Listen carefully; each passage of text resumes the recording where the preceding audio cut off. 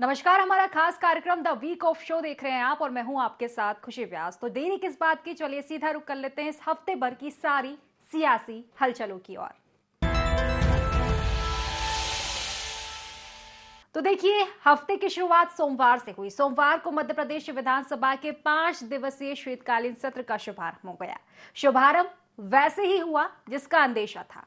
सत्र के पहले दिन ही विपक्ष ने सरकार पर जमकर वार किया तो सत्ता पक्ष ने भी पलटवार में कोई कोर कसर बकाया नहीं रखी। सत्र के पहले दिन विपक्ष ने सड़क और सदन दोनों जगह किसानों के मुद्दे पर सरकार को घेरने की कोशिश की। इसी को लेकर देखिए ये खास रिपोर्ट।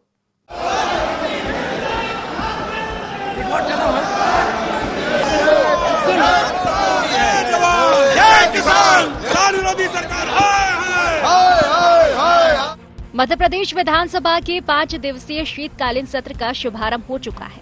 शुभारंभ वैसा ही हुआ जिसका अंदेशा था। सत्र के पहले दिन ही विपक्ष ने सरकार पर जमकर वार किया तो सत्ता पक्ष ने पलटवार में कोई कोर कसर बकाया नहीं रखी। सत्र के पहले दिन विपक्ष ने सड़क और सदन दोनों जगह किसानों के मुद्दे पर सरकार को घेरने की कोशिश की। सदन में नेता प्रतिपक्ष उमंग सिंघार शून्यकाल में खाद्य संकट पर बात करना चाहते थे, लेकिन मंत्री कैलाश विजयवर्गीय ने बांग्लादेश का मुद्दा उठा लिया, जिस पर कांग्रेस ने कहा कि सरकार खाद्य संकट पर चर्चा ही नहीं करना चाहती। इसके बाद कांग्रेस ने हंगामा करते हुए वॉकआउट कर दिया। खाद्य की कमी को लेकर सत्ता पक्ष और विपक्ष आमने सामने दिखे। जो सरकार के 1 साल में वादे थे पूरे नहीं हुए और आज आप देख रहे हो जिस प्रकार से सरकार की तरफ से किसानों के लिए खाद की व्यवस्था नहीं की जा रही। सरकार के माननीय विधानसभा अध्यक्ष के हम चर्चा कराएंगे, लेकिन हमारा कहना चर्चा तो ठीक है, चर्चा से खाद नहीं मिलेगी।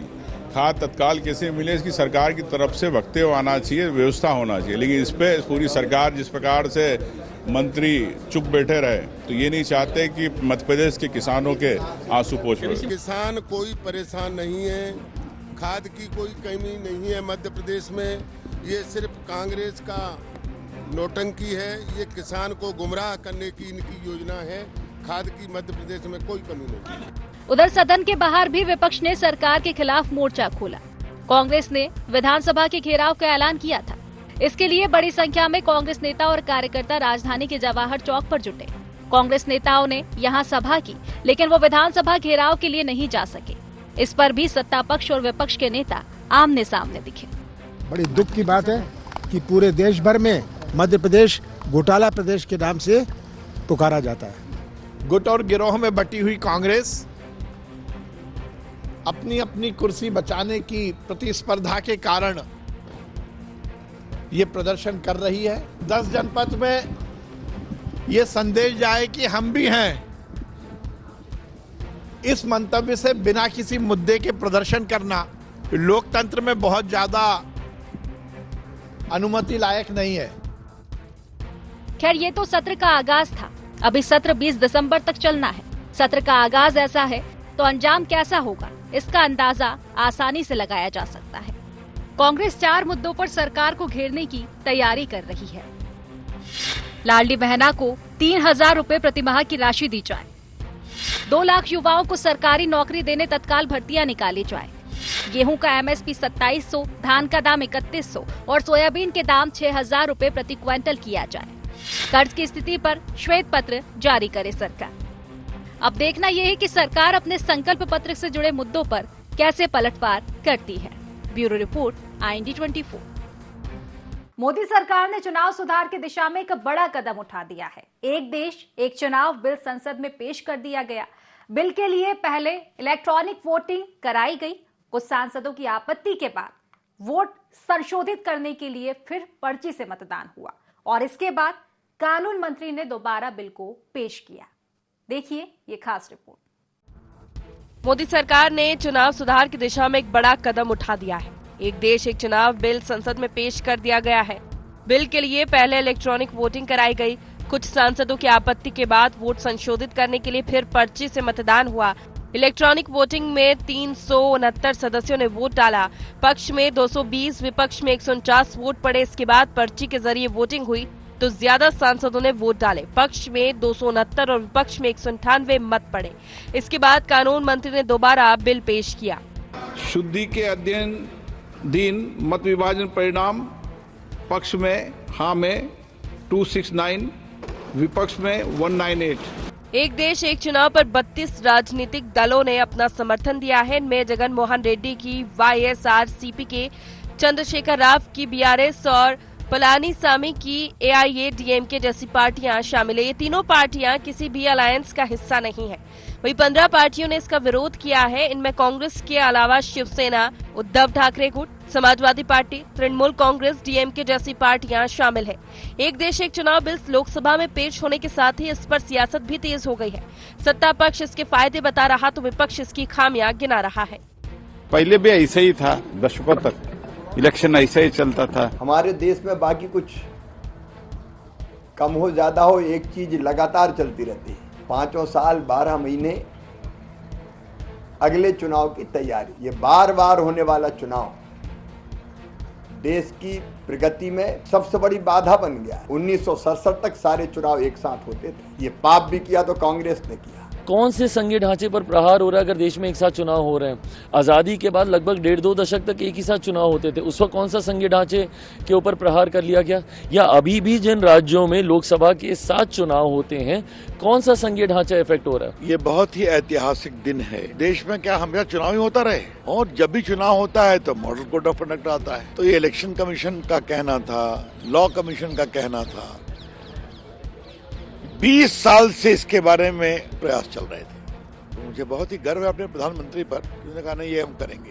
How is it possible under our constitutional scheme that the tenures of the state legislatures can be made subject to the tenure of the national legislature? The states are separate constituents and equal constituents. The term of the state legislatures can be made subject to the term of the national legislature. This bill indirectly introduced a presidential style of democracy. This bill is based on maximizing political gain and convenience. This bill will finish off regional parties. This bill is only brought in to massage the ego of the supreme leader. देखिए, 1 nation 1 election का जो bill है, मैं कहना चाहता हूं देश में खरीद फरोख्त को बढ़ावा देगा, तानाशाही को बढ़ावा देगा। नेता क्यों डरता है? चुनाव में जाता है तो डरता है। अब अगर एक बार 5 साल में चुनाव होगा, 2,500 रुपए का सिलेंडर हो जाएगा, 200 रुपए का पेट्रोल हो जाएगा, 150 रुपए का डीजल हो जाएगा, कौन बोलेगा? 5 साल तक तो आप बदल नहीं सकते। अंडर द गार्ड ऑफ पैसा बचेगा। ये ना पैसा बचने वाला है, ये एक आदमी की ईगो है, जो कंसोलिडेशन ऑफ पावर की एक्सपेक्टेशन है, डेमोक्रेसी खत्म करने की बात है। भारत में मौजूदा समय में लोकसभा और राज्य विधानसभाओं के लिए अलग अलग समय पर चुनाव होते हैं। एक देश एक चुनाव का मतलब लोकसभा और राज्य विधानसभाओं के चुनाव एक साथ कराने हैं। यानी मतदाता लोकसभा और राज्य विधानसभाओं के सदस्यों को चुनने के लिए एक ही दिन, एक ही समय वोट डालेंगे। आजादी के बाद 1952, 1957, 1962 और 1967 में लोकसभा और विधानसभा के चुनाव एक साथ ही हुए थे। लेकिन 1968 और 1969 में कई विधानसभाएं समय से पहले ही भंग कर दी गई। इसके बाद दिसंबर 1970 में लोकसभा भी भंग कर दी गई। इस वजह से एक देश एक चुनाव की परंपरा टूट गई। पता नहीं चुनाव की जो परंपरा 1970 से पहले संवैधानिक रूप से चल रही थी, इसे विपक्ष को एतराज क्यों है? Bureau report, IND 24। तो मंगलवार को संसद के शीतकालीन सत्र में चर्चा के मुद्दों को लेकर देश में भी सियासी संग्राम मचा रहा।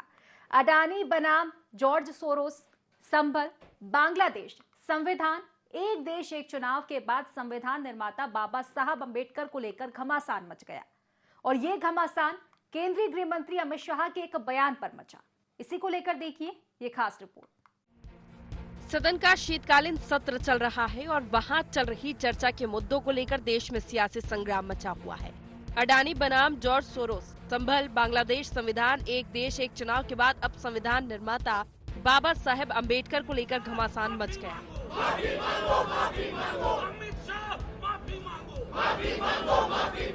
ये घमासान केंद्रीय गृह मंत्री अमित शाह के बयान पर मचा है। अभी एक फैशन हो गया है, अंबेडकर अंबेडकर अंबेडकर अंबेडकर अंबेडकर अंबेडकर। इतना नाम अगर भगवान का लेते हैं तो 7 जन्मों तक स्वर्ग मिल जाता है। शाह के इस बयान के बाद कांग्रेस ने उनके खिलाफ मोर्चा खोल दिया है। कांग्रेस ने लोकसभा में जमकर हंगामा करते हुए शाह के इस्तीफे की मांग की है। ये बात कहकर बाबा साहब का अपमान किया, संविधान का अपमान किया और वो मंशा जो उनके दिमाग में है और आरएसएस की आइडियोलॉजी जो है वो दर्शाता है कि वो खुद वो बाबा साहब अम्बेडकर के संविधान को रेस्पेक्ट नहीं देना चाहते हैं। कांग्रेस के इस विरोध प्रदर्शन के बीच भाजपा ने भी पलटवार किया। भाजपा नेताओं ने कांग्रेस पर शाह की टिप्पणी को तोड़ मरोड़ कर पेश करने के आरोप लगाए। गृह मंत्री अमित शाह जी ने जो भाषण दिया राज्यसभा में, उसका एक छोटा सा क्लिप निकल करके तोड़ मरोड़ करके उसको वायरल करके बाबा साहब भीमराव अम्बेडकर के नाम में जो गलत काम कर रहे हैं, मैं उसको खंडन करना चाहता हूँ। दरअसल असलियत भी यही है। कांग्रेस अमित शाह के भाषण के सिर्फ एक अंश को ही आगे कर हंगामा मचा रही है। शाह ने अपने भाषण में कांग्रेस पर बाबा साहेब अम्बेडकर की उपेक्षा के आरोप लगाए थे। अम्बेडकर जी को देश की पहली कैबिनेट से इस्तीफा क्यों दे दिया? अम्बेडकर जी ने कई बार कहा कि अनुसूचित जातियों और जनजातियों से हुए व्यवहार से मैं असंतुष्ट हूँ। सरकार की विदेश नीति से मैं असहमत हूँ और आर्टिकल 370 से मैं असहमत हूँ। इसलिए वो छोड़ना चाहते थे। उनको आश्वासन दिया गया, आश्वासन पूरा नहीं हुआ। उन्होंने इग्नोरेंस के चलते इस्तीफा दे दिया। कांग्रेस अमित शाह के इस भाषण का एक हिस्सा सामने लेकर भाजपा को घेर रही है, तो भाजपा ने कांग्रेस पर आरोपों की झड़ी लगा दी है।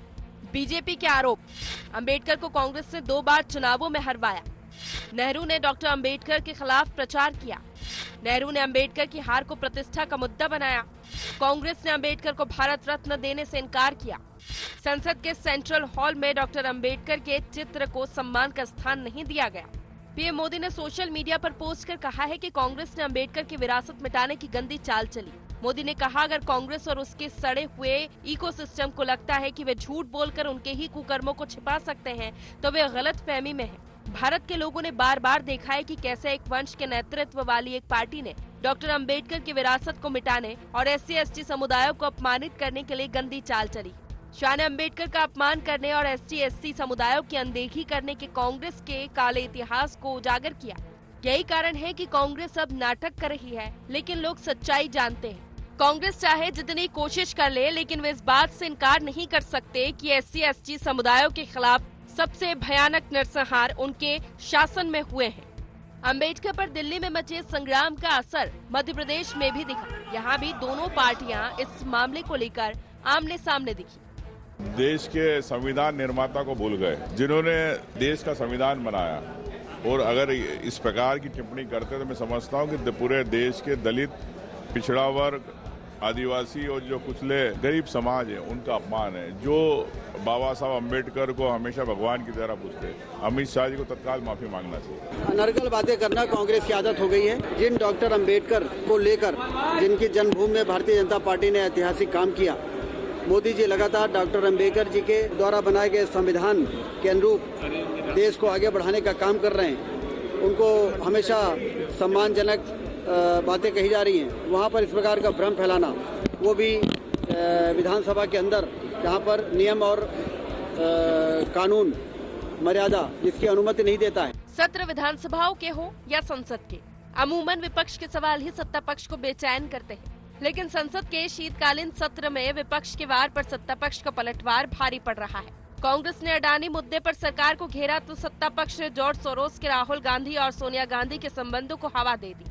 अब कांग्रेस ने संविधान पर खतरे और बाबा साहेब के अपमान का मुद्दा उठाया तो सत्ता पक्ष ने पहले कांग्रेस की सरकारों में हुए संवैधानिक बदलावों और अब कांग्रेस पर बाबा साहेब अम्बेडकर के अपमान का मुद्दा उठाकर नहले पर दहला जड़ दिया है। देखना यह है कि आगे बाजी किसके हाथ आती है। Bureau report, IND 24। तो बात अगर हम गुरुवार की करें तो संसद के शीतकालीन सत्र में चल रहा सियासी हंगामा बड़े बवाल में बदल गया। देश की सबसे बड़ी पंचायत में वो हो गया जो शायद इसके पहले कभी नहीं हुआ। संसद के द्वार पर भाजपा और कांग्रेस के सांसद भिड़ गए, धक्का मुक्की हुई और इसमें भाजपा के 2 सांसद मुकेश राजपूत और प्रताप सारंगी घायल हो गए और आरोप लगा लोकसभा के नेता प्रतिपक्ष राहुल गांधी पर। देखिए ये रिपोर्ट। संसद के शीतकालीन सत्र में चल रहा सियासी हंगामा बड़े बवाल में बदल गया। देश की सबसे बड़ी पंचायत में वो हो गया जो शायद इसके पहले कभी नहीं हुआ। संसद के द्वार पर भाजपा और कांग्रेस के सांसद भिड़ गए। धक्का मुक्की हुई और इसमें भाजपा के 2 सांसद मुकेश राजपूत और प्रताप सारंगी घायल हो गए। आरोप लगा लोकसभा के नेता प्रतिपक्ष राहुल गांधी पर कि उन्होंने इन्हें धक्का दिया। राहुल गांधी एक एमपी को धक्का लगा, मेरे ऊपर गिर पड़ा और मैं नीचे गिर गया। मुकेश राजपूत को धक्का दिया, मुकेश राजपूत डिसबैलेंस हुए, गिरे और फिर प्रताप सारंगी जी गिरे, उनके सर फट गए हैं और अभी और 4-5 लोग घायल हुए हैं। मैं तीसरे रो में खड़ा था। इतना माहौल खराब था कि कुछ सांसद तो बहुत उत्तेजित हो गए, लेकिन सबको हम लोगों ने शांत कराया। राहुल गांधी का ये कृत्य देख करके हम हैरान हैं। फिर वो दाहिने से अंदर चले गए। जब उनको अंदर जा करके शायद कोई बोला होगा कि उनके सर फट गए हैं, तब वो दिखावे के लिए बाहर भी आए हैं, ऐसे झांक करके देख करके फिर गए हैं। Rahul Gandhi should be punished. It is not accepted in लोकतांत्रिक सिस्टम। राहुल गांधी ने भारतीय जनता पार्टी के 2 एमपीज प्रताप सिंह सारंगी जी और मुकेश राजपूत जी को बहुत बुरी तरह घायल कराया। जोर से धक्का दे करके खून निकलने तक, सर पे चोट आने तक राहुल गांधी जी ने जो फिजिकल असोल्ट किया है, धक्का मुक्की जो किया है, मैं सबसे पहले उसको खंडन करना चाहता हूं। अगर सब लोग अपना ताकत दिखा करके मारपीट करने लग जाएंगे तो पार्लियामेंट कैसे चलेगा? वो नेता प्रतिपक्ष है, क्या कोई ऐसा धक्का बॉक्सिंग मार करके एमपीज के साथ व्यवहार करेंगे? घटना के बाद राहुल गांधी पहले तो संसद के अंदर चले गए और जब वापस घायल सांसदों को देखने आए तो भाजपा के सांसदों ने उन्हें जमकर खरी खोटी सुनाई।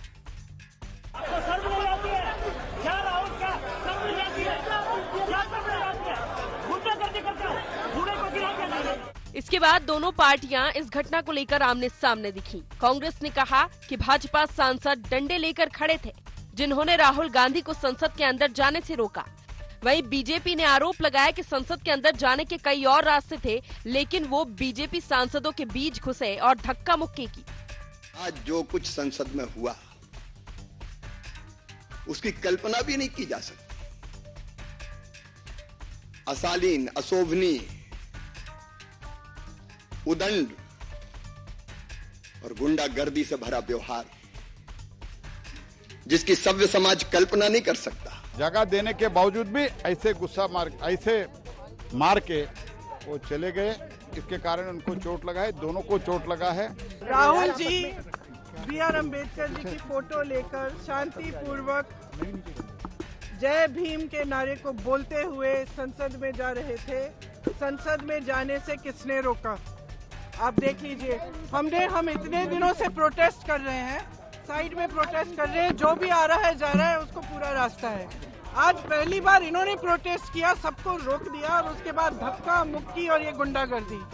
हम एक शांत तरीके से लाइन में हम आ रहे थे, हमको रोकने के लिए वहां बैठ गए। हमारे महिला हमारे साथ आ रहे थे, वो बहुत शांत तरीके से आ रहे थे, लेकिन उनको भी रोका गया। बीजेपी की बेसिक स्ट्रेटेजी थी कि ये अदानी का जो मामला है, इसकी कोई चर्चा ना हो, इसका कोई डिस्कशन ना हो, ये दब जाए। और शुरुआत में इन्होंने ये फुल टाइम इनका काम था, कभी कुछ डिस्ट्रैक्शन करते हैं, कभी कुछ डिस्ट्रैक्शन करते हैं।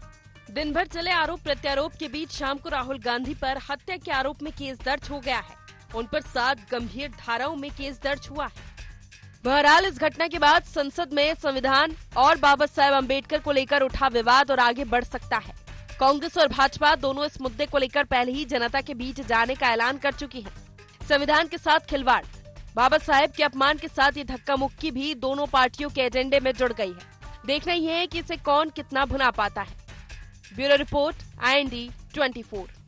शुक्रवार को मध्य प्रदेश विधानसभा के शीतकालीन सत्र का समापन हुआ। 5 दिन तक चले सत्र में विपक्ष ने सरकार को घेरने में पूरी ताकत लगा दी, तो विपक्ष ने भी पलटवार करने में कोई कोर कसर बकाया नहीं रखी। सदन में किसान, बेरोजगारी, खाद से लेकर 5वें और आखिरी दिन भी संसद के धक्का मुक्की का कांड जमकर गूंजा। मध्य प्रदेश विधानसभा के शीतकालीन सत्र का समापन हो गया। 5 दिन तक चले सत्र में विपक्ष ने सरकार को घेरने में पूरी ताकत लगा दी, तो सत्ता पक्ष ने भी पलटवार करने में कोई कोर कसर बकाया नहीं रखी। पहले दिन किसान न्याय यात्रा के जरिए विधानसभा पहुंचे कांग्रेस विधायक। दूसरे दिन बेरोजगारी को लेकर वार, केतली लेकर पहुंचे विधायक। तीसरे दिन कर्ज के मुद्दे को लेकर सरकार को घेरा, कटोरा लेकर पहुंचे विधायक। चौथे दिन नल जल योजना घोटाले को लेकर विरोध प्रदर्शन, विधायक टोटी लेकर आए। सत्र के चौथे दिन संसद में हुए धक्का कांड को लेकर हंगामा, उठी चर्चा की मांग। सत्र के पांचवें और आखिरी दिन भी संसद के धक्का कांड पर बवाल। विपक्ष के इस हंगामे के बीच सरकार ने सभी आरोपों पर जोरदार पलटवार करने के साथ ही 22,460 करोड़ का अनुपूरक बजट पारित कर लिया। इसके साथ ही सरकार ने कई विधेयक भी सर्वसम्मति से पारित करा लिए। इनमें माल और सेवा पर तृतीय संशोधन विधेयक 2024, विधानसभा अध्यक्ष, उपाध्यक्ष और नेता प्रतिपक्षी वेतन भत्ता संशोधन विधेयक 2024, निजी विद्यालय यानी कि फीस से संबंधित विषयों का विनियम संशोधन विधेयक शामिल है। सत्र के समापन के साथ ही अब दोनों पक्ष अपने को जीता बता रहे हैं।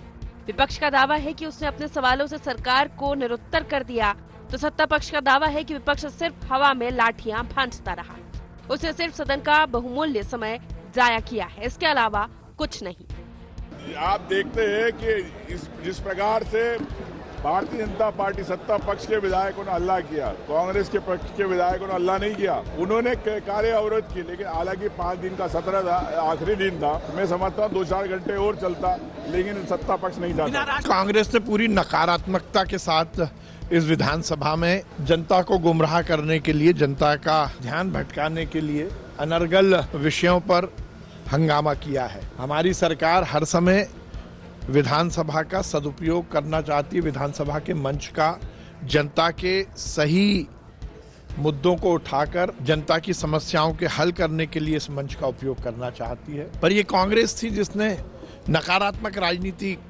की। नेता प्रतिपक्ष सहित कांग्रेस के हर विधायक का हमने जवाब दिया, पर वो जवाब सुनने को तैयार नहीं है। विजयपुर विधानसभा उपचुनाव में मिली जीत के बाद विपक्ष सरकार पर आक्रामक था। विपक्ष का ये भी आरोप था कि भाजपा ने जनता से जो वादे किए वो पूरा नहीं किए जा रहे। धान, गेहूं, सोयाबीन के रेट बढ़ाने, लाडली बहनों को 3,000 महीना देने, साल में 2.5 लाख रोजगार के वादे और बढ़ते कर्ज पर वो सदन में सरकार को कटघरे में खड़ा करने की कोशिश में थी। लेकिन सत्र के दौरान ये दिखा नहीं। शायद यही वजह है कि सत्ता पक्ष और विपक्ष दोनों अपने को जीता मान रहे हैं। Bureau report, IND 24। Madhya Pradesh को साल 2024 के जाते जाते 2 बड़ी सौगातें मिली। ये सौगात है नदी जोड़ो परियोजना की। साल के जाते जाते पार्वती काली सिंध चंबल लिंक परियोजना का शुभारंभ हो गया और 25 दिसंबर को केन बेतवा लिंक का उद्घाटन भी होने जा रहा है। ये दोनों परियोजनाएं मध्य प्रदेश में जल क्रांति लाएंगी। देखिए रिपोर्ट। मध्य प्रदेश को साल 2024 के जाते जाते 2 बड़ी सौगात मिली है। ये सौगात है नदी जोड़ो परियोजनाओं की।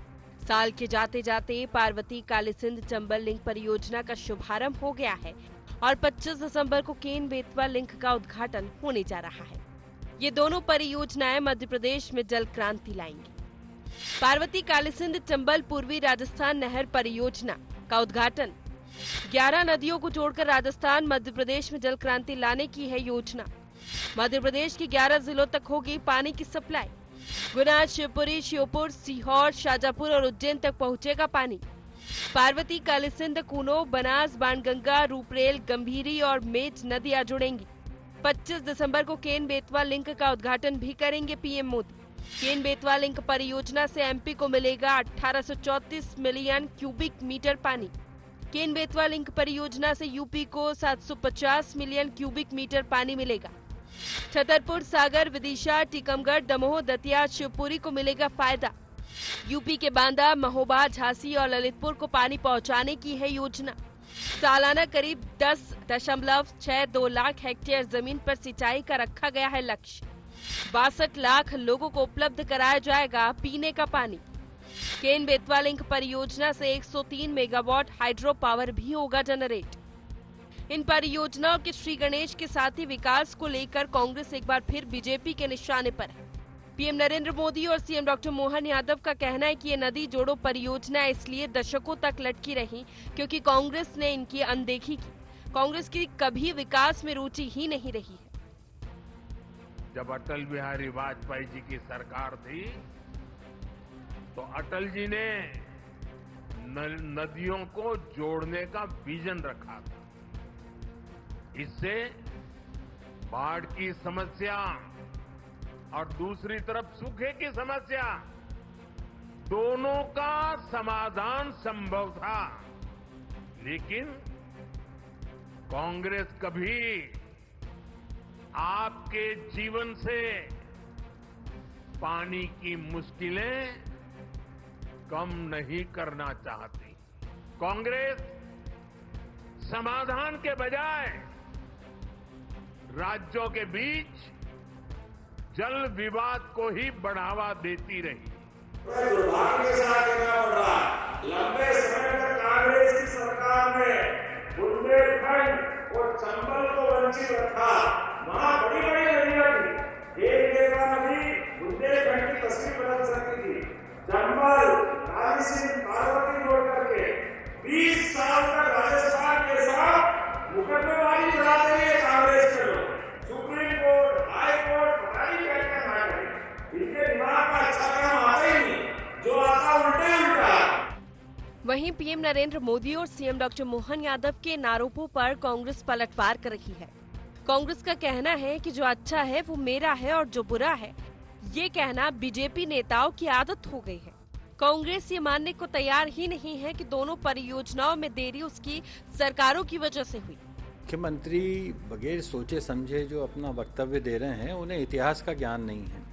अगर ये परियोजना कांग्रेस सरकार के रिजीम में बनी थी तो निश्चित रूप से कांग्रेस को श्रेय जाता है कि उन्होंने ये योजना आगे बढ़ाई।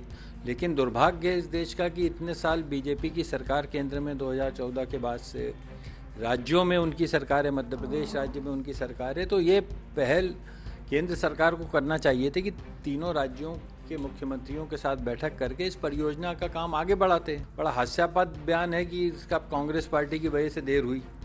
खैर, कांग्रेस का पलटवार अपनी जगह है, इसमें कोई दो राय नहीं है कि पार्वती कालीसिंध चंबल और केन बेतवा लिंक परियोजना दोनों अटल बिहारी वाजपेयी सरकार के ड्रीम प्रोजेक्ट नदी जोड़ो परियोजना का हिस्सा थी।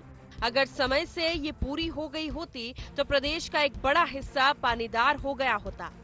तय है अब ये परियोजनाएं आगे बढ़ी है तो बीजेपी इसका श्रेय लेने की कोशिश करेगी ही। Bureau report, IND 24। तो फिलहाल हमारे खास कार्यक्रम द वीक ऑफ शो में बस इतना ही। आप बने रहिए IND 24 के साथ। नमस्कार।